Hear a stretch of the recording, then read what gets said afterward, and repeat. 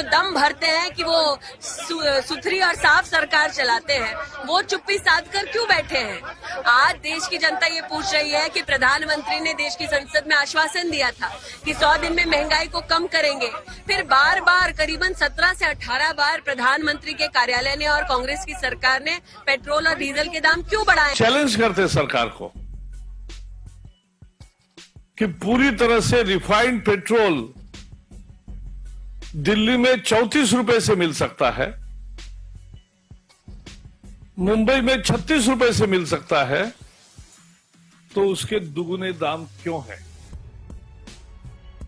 ये लूट है और तुरंत ये कीमतें जो बढ़ाई है वो वापस लेनी चाहिए। कल भारतीय जनता पार्टी ने ये दबाव बनाया था कि रसोई गैस की कीमत सरकार नहीं बढ़ाए।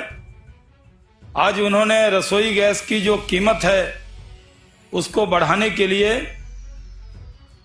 उनकी ग्रुप ऑफ मिनिस्टर्स की एम्पावर्ड जो मिनिस्टर्स की मीटिंग होनी थी उसको उन्होंने टाला है, लेकिन सरकार उसमें भी दाम बढ़ाने की योजना रखती।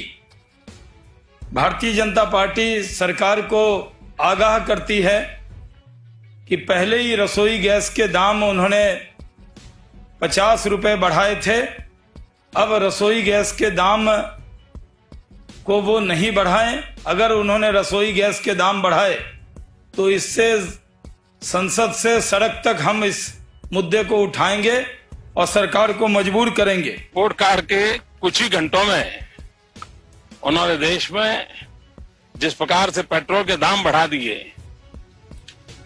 ये दिल्ली सरकार की शासन चलाने की नाकामयाबी का जीता जागता सबूत है। देश की जनता के अंदर भारी आक्रोश है और इसके कारण और भी चीजों पर बहुत बड़ा बोझ होने वाला है, सरकार पर भी बहुत बड़ा बोझ होने वाला है। मैं आशा करूंगा कि प्रधानमंत्री जी देश की स्थिति को गंभीरता से लें और पेट्रोल के दाम बढ़ाए हैं उसको वापस करें। के दाम बढ़ते हैं, पेट्रोल के दाम बढ़ते हैं तो उससे सरकार दाम बढ़ाने के पर एक्साइज ड्यूटी में मुनाफा भी कमाती। तो दाम बढ़ाने की आड़ में आम आदमी पर जिस तरह का बोझ सरकार डाल रही है, इस सरकार को कोई नैतिक अधिकार नहीं है आम आदमी की बात करने का। इस कंट्री की इकोनॉमी पर इस गवर्नमेंट की जो एक पकड़ होनी चाहिए, एक ग्रिप होनी चाहिए, वो पूरी तरह से समाप्त हो गई है और जैसे लगता है कि हमारे देश की इकोनॉमी एकदम बिल्कुल डायरेक्शनलेस हो। के दाम कम हुए कि नहीं हुए?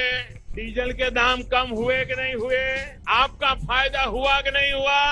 अगर मोदी का नसीब देश की जनता के काम आता है तो इससे बढ़िया नसीब की बात क्या होती है?